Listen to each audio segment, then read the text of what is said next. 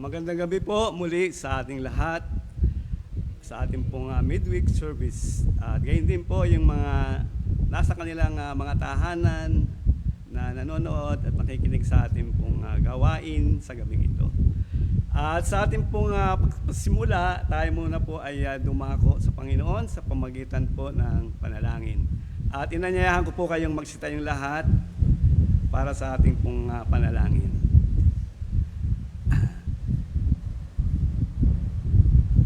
Aming Amang Banal na makapangyarihan sa lahat, kami po muli ay dumudulog sa trono ng iyong biyaya sa gabing ito. Nagpupuri at nagpapasalamat sa kalayaan na kami po, Panginoon, ay binigyan mo ng kapayapaan sa aming pong bansa sa kabila ng mayroong mga ilang mga kaguluhan.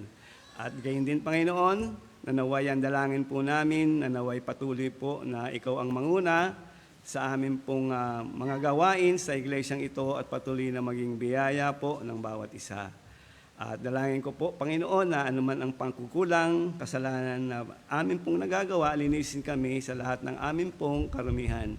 Ihanda mo aming puso mula po sa iyong salita na aming mapakinggan, na kung saan ito ay napakalaga na amin pong matanggap, nakalakasan sa amin pong pananampalataya, at masumpungan po namin ang aming pong pangailangang espiritual. Pagpalain mo, Panginoon, ang bawat isa ang tatayo sa lugar pong ito at patuloy na ikaw ang maluwalhati, Panginoon, lalo na nga po sa paghahayag ng iyong mga salita. At dalangin po namin maging ang mga kapatiran patungo dito, ingatan at gabayan. Lahat pong ito ay aming dalangin sa pangalan ng anak na si Jesus. Amen. Manatili po tayong nakatayo para sa pag-aawitan. Yan. Magandang gabi po sa ating lahat. Tayo umawit at purihin natin ang pangalan ng ating Panginoon. Alay sa iyo.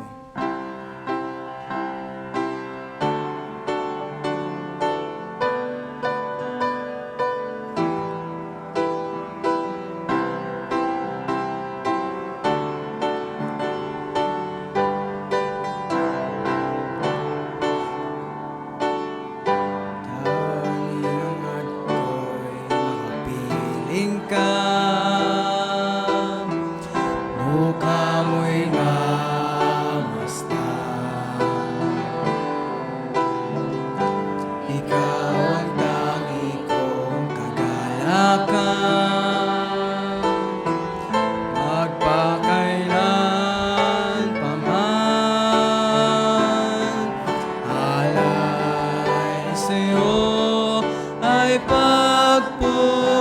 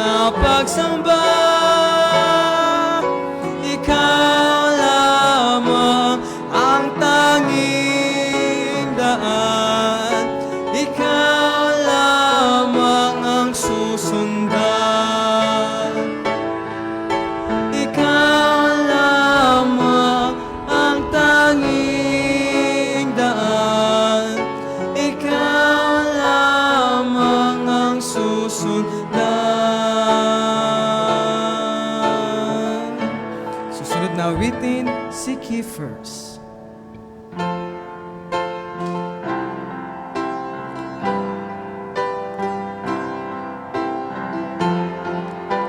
Seek ye first the kingdom of God and His righteousness, and all these things shall be added unto you. Hallelujah, hallelujah. Man shall not live by bread alone, but by every word that proceeds from the mouth of God. Hallelujah, hallelujah.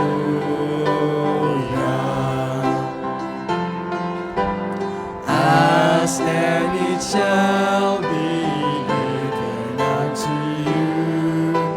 Seek and ye shall find. Knock and it shall be opened unto you. Hallelujah, hallelujah.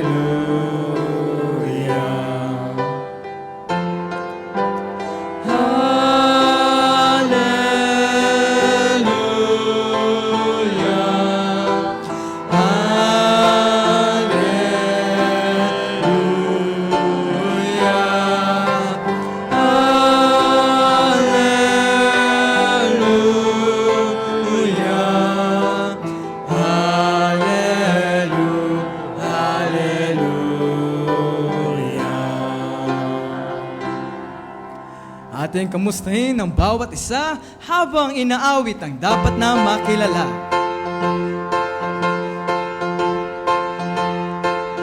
Dapat na makilala ng bawat kaluluwa ang sugo ng Diyos Ama na si Kristo. Dapat na makilala ang bawat kaluluwa ang sugo ng Diyos Ama na si Kristo. Siya ang liriyo sa parang, walang higit ang kinang. May higit na kaganda ang Panginoong Jesus. Dapat na makilala ang bawat kaluluwa ang sugo ng Diyos Ama na si Kristo. At kung tayo na'y tapos magkamustahan sa bawat isa, maaari na po tayo magsiupo at tayo dadako na sa ating announcement and reminders. Daily Bible blessings every morning from Monday to Saturday. And midweek service and prayer meeting starts at 7 o'clock p.m. every Wednesday sa Church Auditorium po yan. And Sunday worship service starts at 9 o'clock a.m. Sunday worship team, May 17, upcoming Sunday po yan. Handa ba tayong gumawa? Ating matatagpuan po yan sa Nehemiah chapter 4, verse 6. And each one bring one every Sunday. Hindi lang Sunday, dapat every Wednesday din.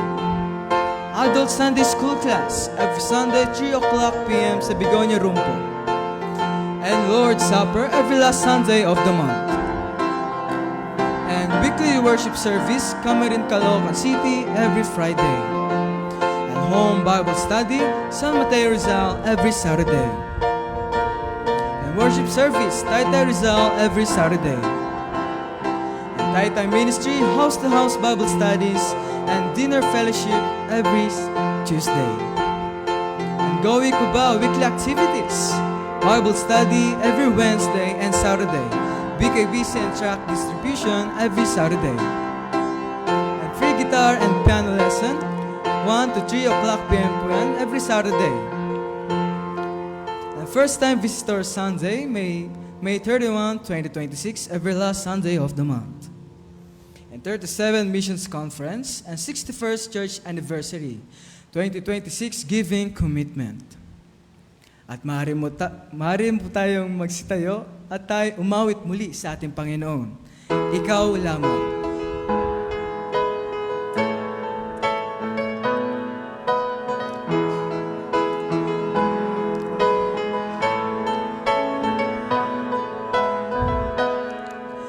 Mula sa dilim tungo sa liwanag, Ikaw, Jesus, ang nagbigay pag-asa.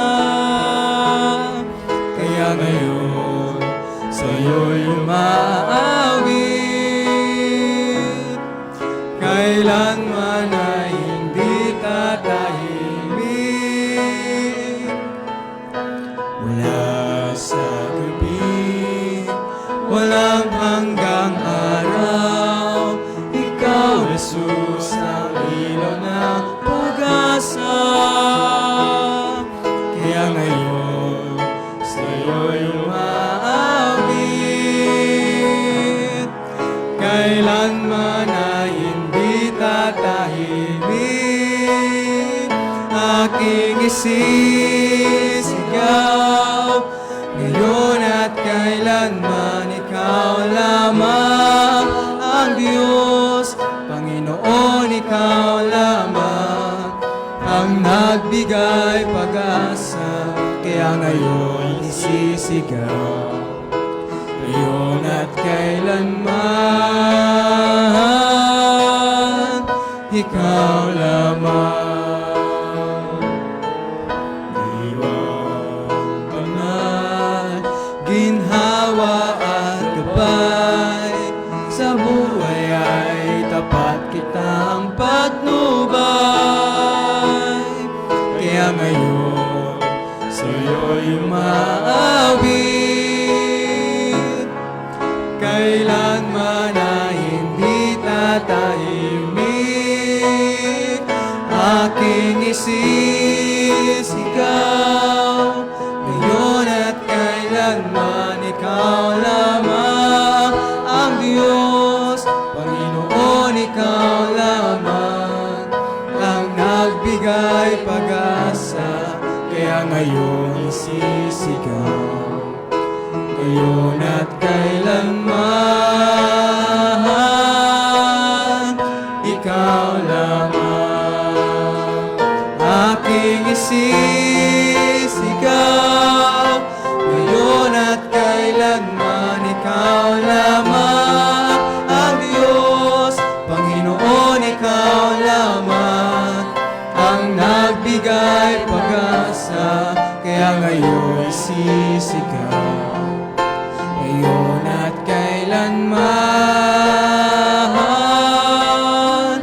Ikaw lamang. Ngayon at kailanman,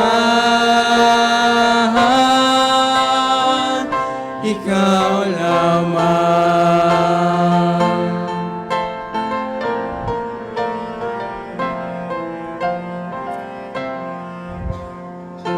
Maaari na po tayo magsiupo at ating ihanda ang ating puso't isipan at ating tawagin Brother Conrado Castillo para sa ating preaching. Muli po, magandang gabi sa lahat. Hindi lamang dito sa ating iglesia, maging sa kanilang mga tahanan. At sa ating pong pag-aaral ay dadako po tayo sa larangan ng sport naman, sport palakasan.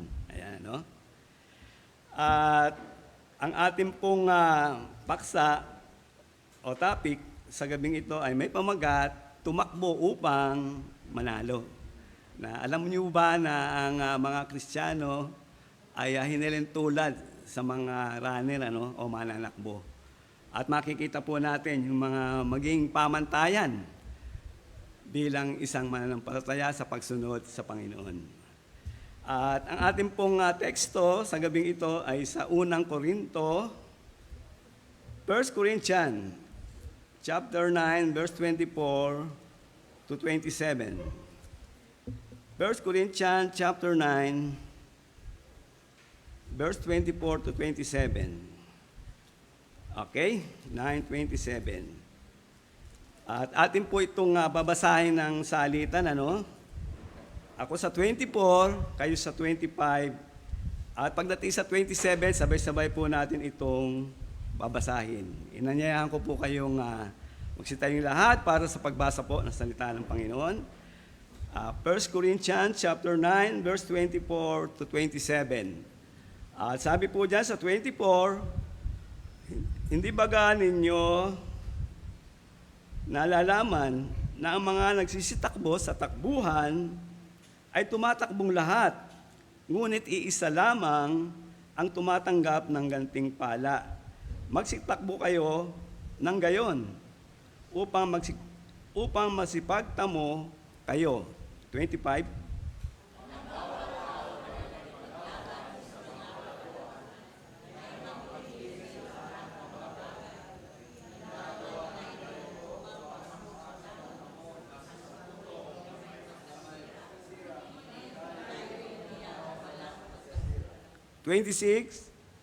Ako nga'y tumatakbo sa ganitong paraan na hindi gaya na nagsasapalaran.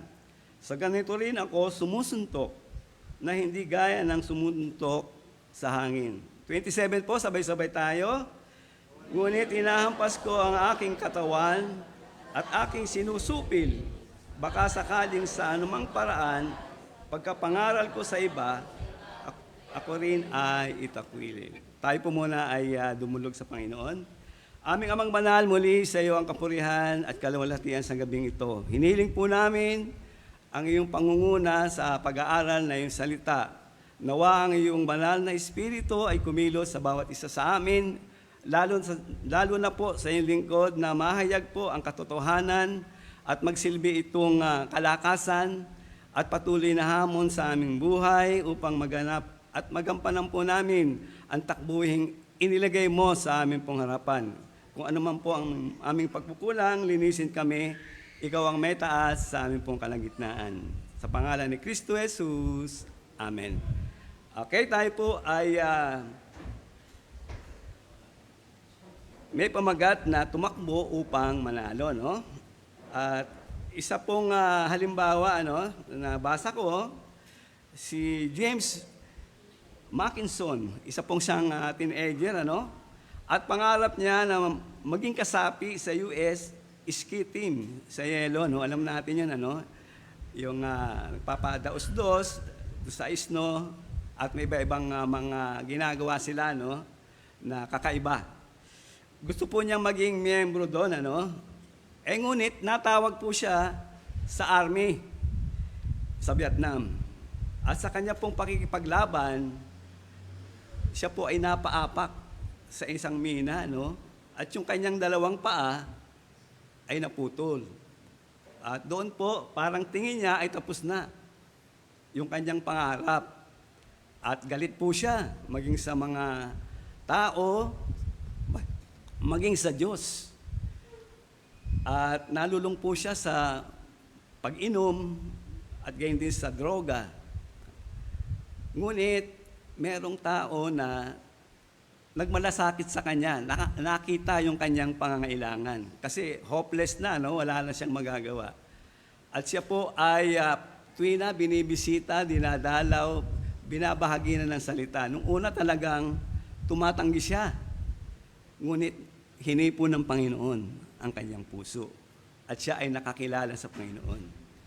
At sa tuwing makakakita po siya ng mga tao, sa sport, katulad nga nun, sa ski, sa yelo, ay naalala niya yung kanyang pangarap. At minsan, sa kanya pong pag-iisa, nilapitan siya ng isang Kristiyano at sinabi sa kanya, bakit hindi ka tumakbo? Sabi niya ganun. Sabi niya, kita mo naman paano ako makakatakbo nito. Wala akong dalawang paa. Yang inuupuan mo, ano ba yung inuupuan mo? Sa wheelchair. At sabi, pwede kang sumali sa karera ng mga wheelchair.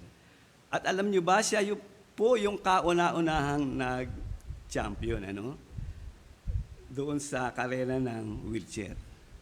At marami nagtatanong sa kanya. At sabi sa kanya, James, yan bang pagsali mo sa pagkakarera mo at naging champion ka, yan ba ang dahilan nagpabago sa buhay mo? Hindi, sabi niya gano'n. Kung hindi si Jesus Christ. Kaya tayo po, huwag tayong mawala ng pag-asa. Huwag po tayong mawala ng pag-asa kahit na may edad tayo o bata man tayo at marami tayong inasikasog, patuloy lang po tayo at ibibigay ng Panginoon yung nais po natin. Dalawang bagay lang po, yung ating pag-aaral. At nabanggit ko nga na ang Kristiyano ay nasa larangan ng takbuhan o karera. Ang unang-una nga pong ating pong pag-aaralan ay unang-una po ay sumunod sa pamantayan. Meron pong mga kasi yan mga rules and regulation, At dito nga po, hinango ko rin, yung mga bagay na halimbawa. Dito po sa 2 Timothy chapter 2 verse 4 hanggang 6, isa-isahin ko lang, hindi ko nababasahin natin yung mga talata, Unang-una nga po, doon sa nabanggit diyan, doon sa verse 4, ay yung sundalo. Ano ba makikita natin sa sundalo? Siya po ay may pagtitiis sa kahirapan ng training. At minsan po na padako ako doon sa Tanay, yung lugar na kung saan ginaganap ng mga sundalo yung training nila, tumatawid sila doon sa ilog. Training pa lang yan, At hindi niya maiwasan sa biglang paglakas ng tubig, pagtaas, doon pa lang sa training, meron ang binawian ng buhay. Kaya sa atin po, kaya ang payo ko sa inyo ay patuloy lang po tayo. Ano man dumating sa buhay natin na problema, kayang-kaya po natin iyan. Ay malagpasan kung nasa atin ang Panginoon. Kailangan po, sabi sa verse po, sino mang kawal na nasa pagkakawal ay hindi nakahalubilo sa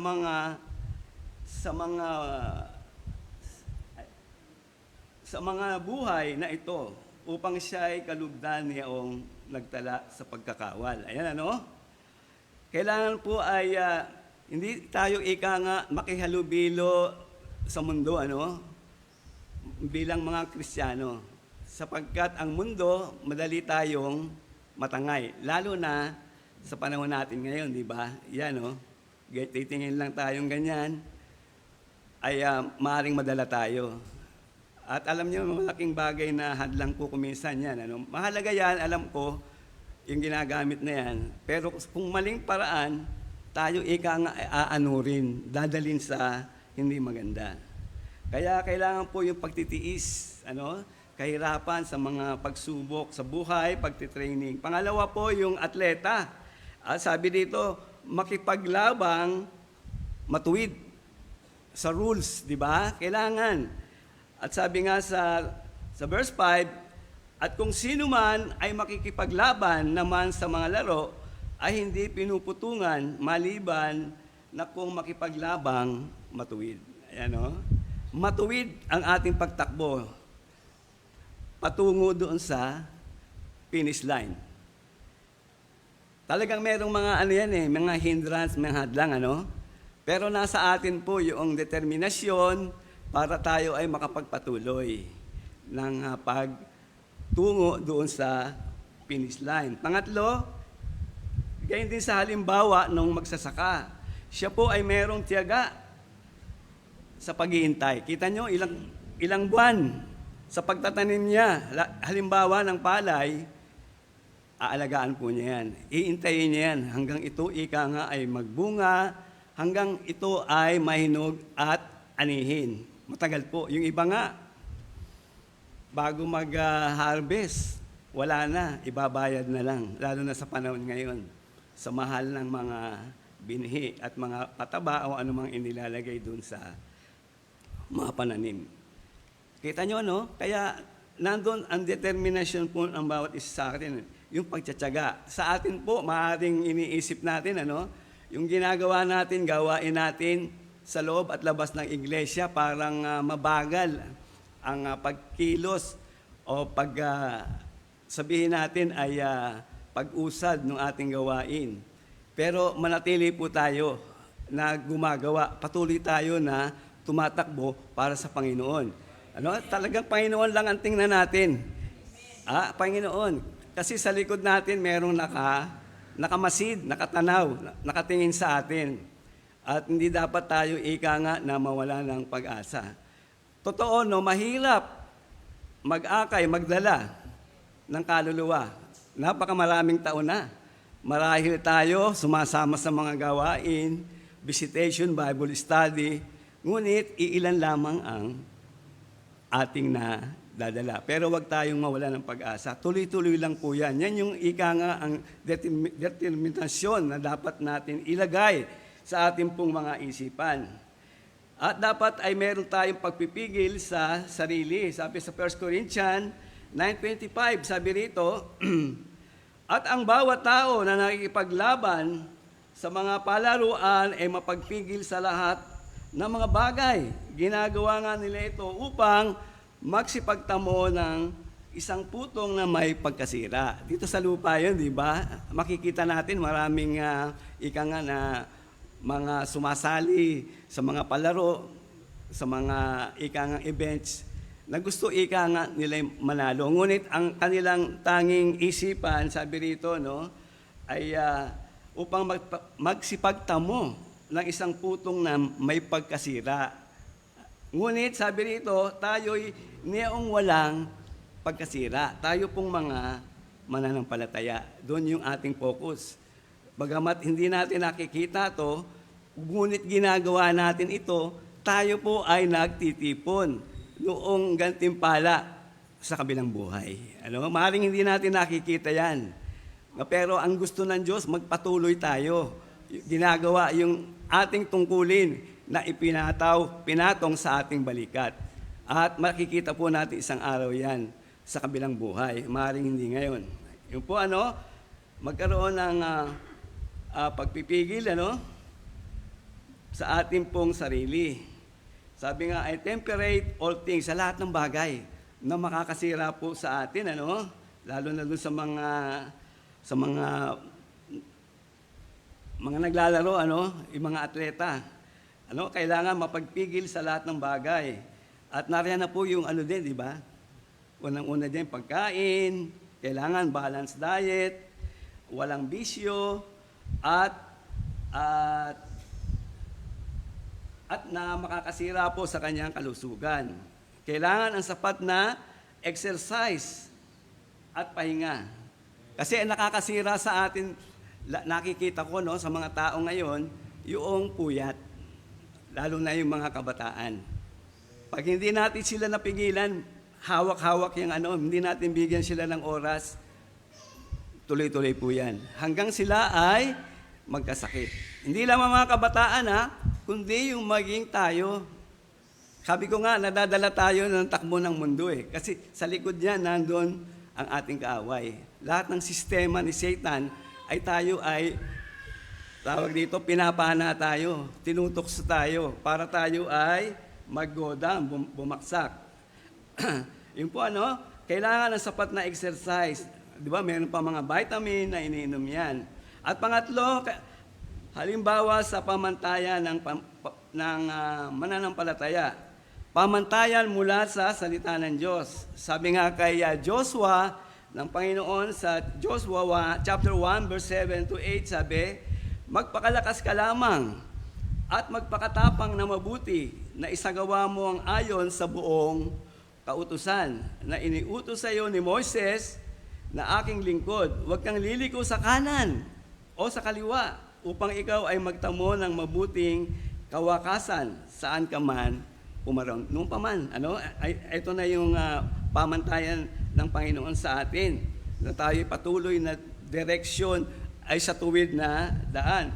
Verse 8, sabi riyan, ang aklat na ito ng kautusan ay huwag mahihiwalay sa iyong bibig, kundi iyong pagbubulayan araw at gabi upang iyong masunod na gawin ang ayon sa lahat ng nakasulat dito. Sapagkat kung magkagayon, iyong pagiginhawahin ang iyong lakad at kung magkagayoy, magtatamo ka ng mabuting kawakasan. Kaya ito pong salita ng Diyos, ito po ay direksyon ng buhay natin. Ito ay ika nga ay masasabi nating giya ng mga sa magdaragat, di ba? Mapa. At ito'y ilawan sa ating harapan. Kasi ang mundo ay puno ng kadiliman, puno ng kasamaan. At ito yung magbibigay sa atin ng tamang direksyon. At gayon din, na sa ating pong pagpapalakas at ating pong pamantayan ay salita ng Diyos, ito po ay magbibigay kaluguran sa ating Panginoon. Wala po dyan, Sabi dyan sa 1 Corinthians 6:20, sapagkat kayo binili sa halaga, luwalhatiin nga ninyo ng inyong katawan ang Diyos.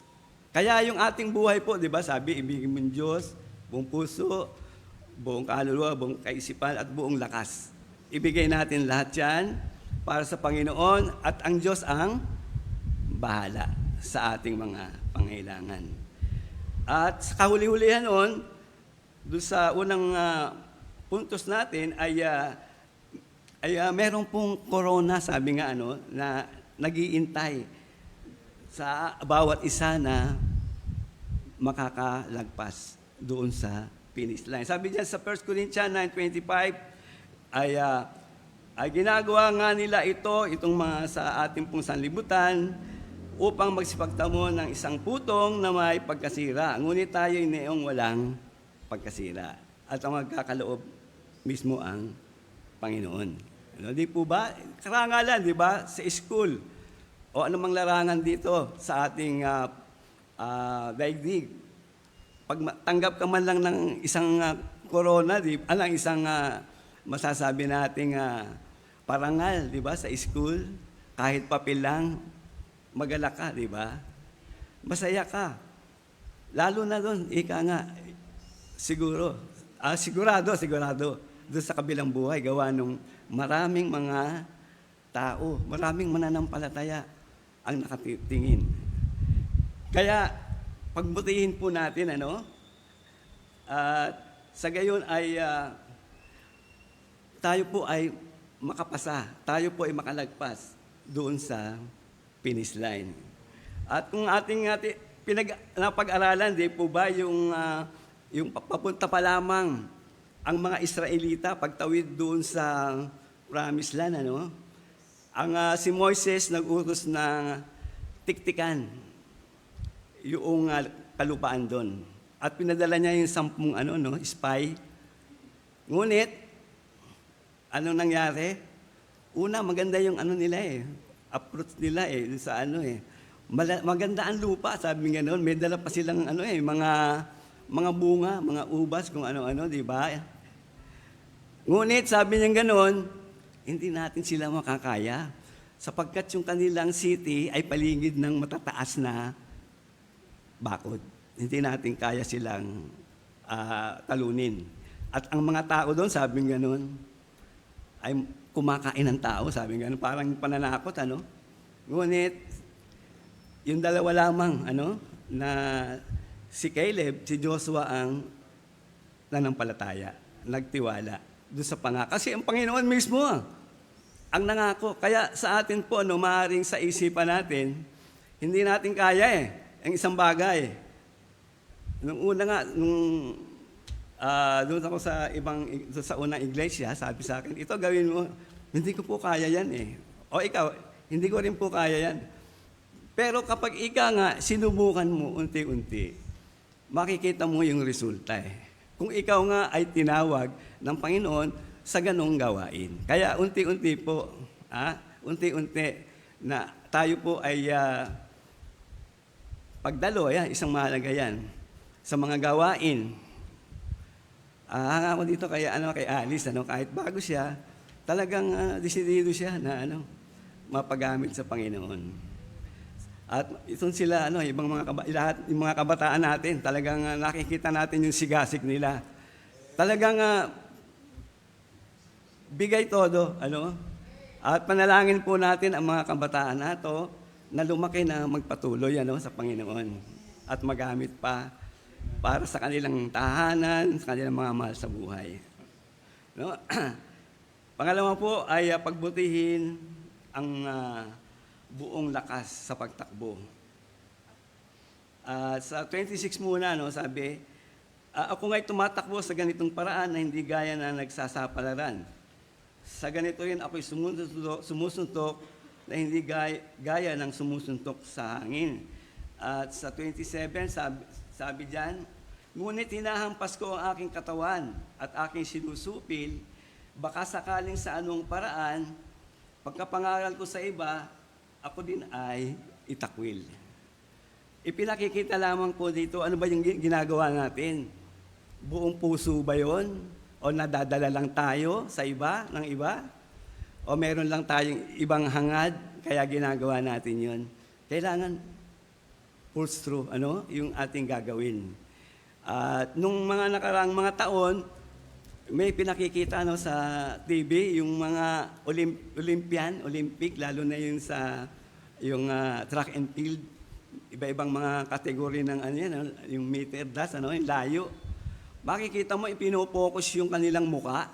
Kita mo yung sa hangin, nangingiwi yung mukha nila sa bilis, talagang sa nais nilang manalo. Ginagawa nila ng lubusan. Ganyan din dapat tayo, gawin na natin. Ano ba yung nasa ating kamay, ano ba yung nasa ating harapan na gagawin natin. Maliit man yan, malaki, gawin na natin. At Diyos ang magpapalaki niyan. Diyos ang magpapalaki ng mga bagay na yan. Kailangan po ay tuloy-tuloy sa pagtakbo. Sabi nga ay not uncertainty, sabi sa English, not as a billet the air. Makikita natin yung mga boksingero tuwing umaga, sumusuntok-suntok sa hangin. Pero siya, nga, merong tiyak na ganapan yung kanyang ginagawa. Alam niya dahil yun yung bagay na ninanais ng Diyos para sa kanya, kay Pablo. Tapusin ang takbuhin na may pagtitiis. 12:1 ng Hebrew. Sabi, kaya yamang nakukup tayo ng makapal na bilang ng mga saksi, itabi namang walang liwag ang bawat pasan at ang pagkakasalang pumipigil sa atin at ating takbuhing may pagtitiis. Ang takbuhing inilagay sa harapan natin. Sabi, napapaligiran daw tayo ng makapal na bilang ng mga saksi. Kung babasahin natin yung yung unang chapter 11, yung mga heroes of faith, di ba? Heroes of faith, makikita po natin doon yung mga halimbawa na kanilang iniwanan. At yun yung nga magpapalakas sa atin. At anumang mga sabi, yung kasalanan, nagpapabigat sa atin, dapat ibaba natin yun. Alisin po natin yun. Kasi yun yung nagiging hadlang sa pagtakbo natin. Kita niyo yung mga runner, di po ba, ano kasuotan nila? May mga butas-butas na sando, may iiksi na short, para papaggalaw nila ay hindi sila mahirapan sa pagtakbo. Kaya kailangan po natin alisin ang bagay na maging hadlang sa ating isipan, sa ating buhay. Ano ba yan? At patuloy na ipanalangin natin na makalagpas tayo doon sa finish line. At na po natin, sabi nga ay ang gantimpala ay tunay nakalaan sa lahat. Nakalaan. Kaya sa 24 sabi, hindi ba ganyan nalalaman ng mga nagsisitakbo sa takbuhan, ay tumatakbong lahat, ngunit isa lamang ang tumatanggap ng gantimpala. Magsitakbo kayo nang gayon upang magsipagtamo kayo. Ayan, Marami tayong mga kalahok. Tandaan natin, maraming kalahok na tumatakbo, ngunit ilan lamang ang nagwawagi. Kaya, tumakbo tayo, ika na ng buong lakas, ng buong kasiglahan. At pagsikapan mo, sabi rito, wala ito dyan, pagsikapan mong makalagpas sa finish line ng ating takbuhin, sabi sa 2 Timothy 4:7-8, sabi, nakipagbaka ako ng mabuting pakikipagbaka, natapos ko na ang aking takbo, iningatan ang pananampalataya. Parang kung makikita natin, kung babasahin natin dito, parang nagyayabang si Pablo, pero tunay po yung kanyang binabanggit o sinasabi. Sabi sa verse 8, sabi, buhat ngayon ay nakataan sa akin, sabi rito, ang korona, ang putong ng katwiran, na ibibigay sa akin ng Panginoon na tapat na hukom sa araw na yon. At hindi lamang sa akin, kundi sa lahat din naman ng mga naghahangad sa kanyang pagpapakita. Ano pa ang gagawin natin? Di ba? Nandiyan na tayo sa larangan ng takbuhan at tayo ika nga ay naka-alert na para tumakbo. Patuloy po tayo. At kung alala nyo yung yung kwentong bata, si Pagong, di ba? Si Kuneho, nagkarera sila. Ano nangyari? Pinagtatawanan siya ng Kuneho. Papalig-balikan siya. At nung minsan, nung siya ay napagod, natulog siya doon sa may ilalim ng puno, si patuloy? Si Pagong. At nung magising si Kuneho, malapit na sa finish line. Wala na siyang magawa sapagkat isang hakbang na lang, tawid na siya doon sa finish line. Kita nyo, di po ba? Kaya kailangan lang patuloy, may kasiglahan yung ating ginagawa. Lalo na sa ating mga kabataan, sana hindi lang tayo, hindi lang ningas kugon. Hindi lang ningas kugon. Kailangan patuloy po, gawin po natin ang lahat na yan. Tayo po bilang mananampalataya, kailangan sa ating pagtakbo para sa Panginoon, dapat naroon ang determinasyon na mayroong pagtitiis at haharapin ang mga paghihirap. Natapusin ang ating pagtakbo. Talagang hindi maaalis po yung mga hadlang. Minsan sa pamilya natin, di po ba? Meron tayong mga di pagkakaunawaan sa trabaho, sa eskwela, maging sa iglesia kung minsan, di po ba? Merong hindi pagkakaunawaan, alisin po natin yan. Kasi iisa tayo Iisa ang ating ikang layunin na makatawid tayo, sama-sama. Doon sa kabilang ibayo ng buhay. Gawin po natin yan. At magpapatawaran po tayo, ipanalangin natin sa Panginoon. Walang ibang paraan para tayo. Kasi pag mayroong ikangang hadlang na ganyan, ang mangyayari, yung ating pong paglilingkod ay mayroong ikangang hadlang para magpatuloy. Yung isa mawawala, yung isa ay mananatili, o yung isa mawawala, yung isa mananatili. Kaya ganyan po, alisin po natin yung mga bagay na yan. At sa ating pagtatapos, bawat mananampalataya, hindi lamang tayo warm benches, hindi lang tayo mga nakaupo, sa mga basketballista, di po ba? Hindi lamang tayo mga tagapanood dun sa mga laro.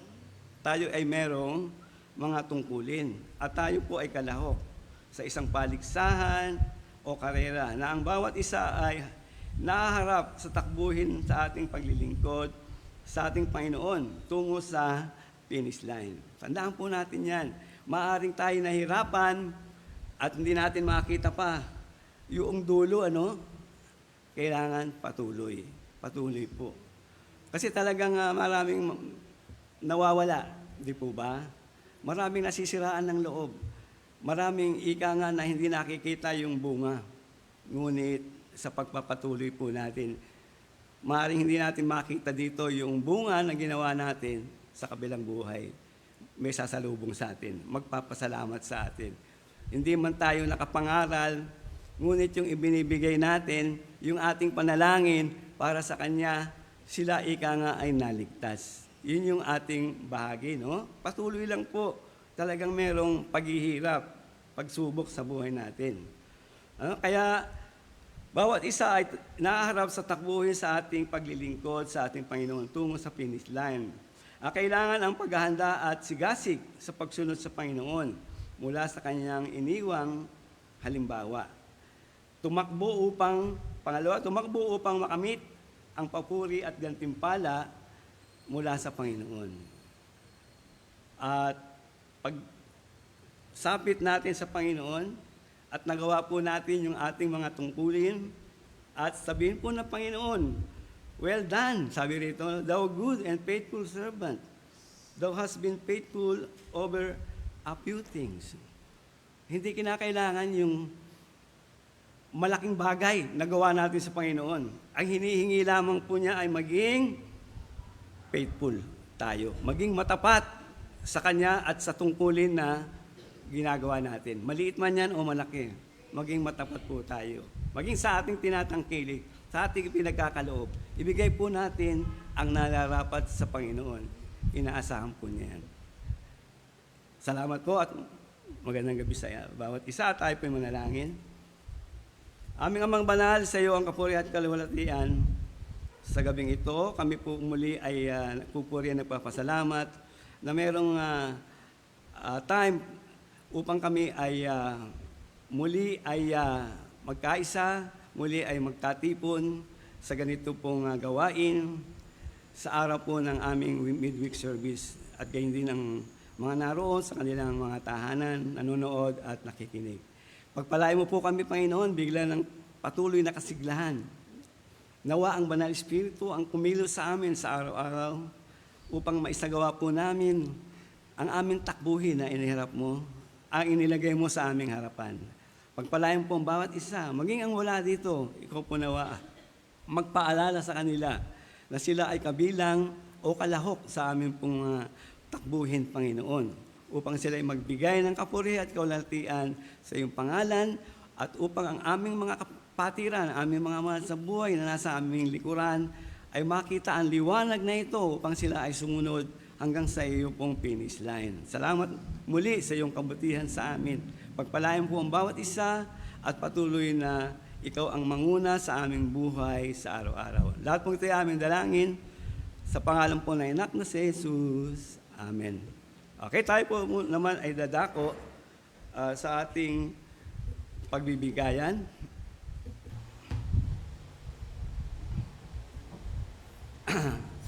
Sabi po dyan sa Kawikaan, chapter 3, verse 9 hanggang 10, parangalin mo ang Panginoon ng iyong tinatangkilik at ng mga unang bunga ng lahat mong ani.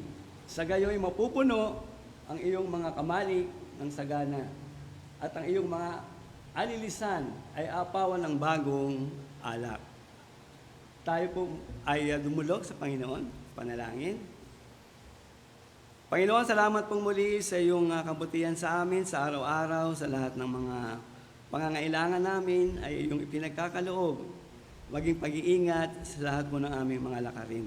Dalangin po namin sa aming pagbibigayan ay magkaroon po ng kagalakan, maging maliit man, malaki ang aming naipagkaloob para sa iyong kaluwalhatian at sa pangangailangan po ng Iglesia. Lahat po ito ay aming dalangin sa pangalan ng anak na si Jesus. Amen.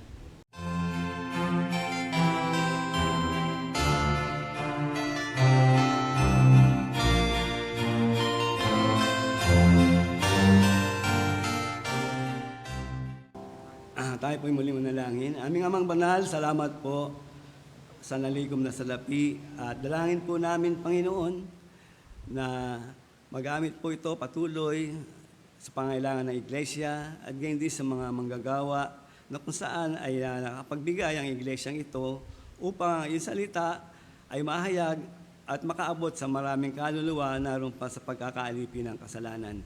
At dalangin nga po namin, Panginoon, nawa ikaw magbigay na patuloy na biyaya sa bawat isa, kalakasan sa aming pong mga physical, pangangatawan, at karunungan, at katapatan sa aming pong gawain, sa aming paglilingkod, sa aming pong pinaglilingkuran. Salamat po, ang lahat na ito ay aming dalangin. Sa pangalan po ng anak na si Jesus. Amen. Muli po tayong tumayo at muling umawit po sa ating Panginoon. Itatawid sa landas.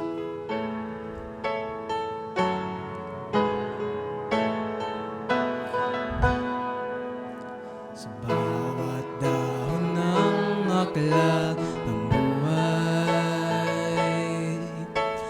bakas ng luha na tumatangay, inaano ng pag-asa, unti-unting nawawala, haligin ang munting daigdig ko. Minsa'y nalalamig na rin ang araw, ihip ng hangin may giniginaw, nanulumbay, hanap pa isang gabay, sa piling mo hindi mabibigo. Kahit magunaw man ang daigdig, lisanin man ng init ng mundong nanlalamig, kahit na umayo sa daang magkabila'y bangin, ikaw pa rin, O Diyos, ikaw pa rin. Pag-ibig mo hindi magwawakas, kalinga mo, O Diyos, siyang nagbibigay lakas sa anumang panganib, ginituan ang iyong pagliligtas, panatag na tiyak itatawid mo sa landas.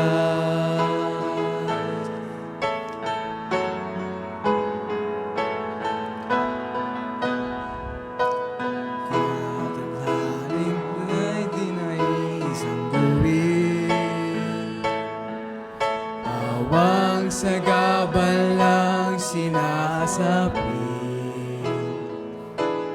ikaw ang siyang tatawagan, sa rungkoy apawan, ng pag-asang kailan may dulot mo. Kahit magunaw man ang daigdig, lisanin man ang init ng mundong nalalamig, kahit na humayo sa daang magkabila'y bangin, ikaw pa rin, O Diyos, ikaw pa rin. Pag-ibig mo hindi magwawakas, kalinga mo, O Diyos, ang siyang magbibigay lakas sa anumang panganib, ginituan ang iyong pagliligtas, panatag na tiyak itatawid mo sa landas, itatawid, ililigtas, ihahatid ang wakas hanggang wakas, kahit magunaw man ang daigdig, Lisanin man ang init ng mundong nanlalamig, kahit na humayo sa daan, magkabila'y bangin. Ikaw pa rin, O Diyos, ikaw pa rin. Pag-ibig mo hindi magwawakas. Kalinga mo, O Diyos, ang siyang magbibigay lakas. Sa anumang panganib, ginintuan ang iyong pagliligtas. Panatag na tiyak, itatawid mo sa landas. Itatawid mo sa landas.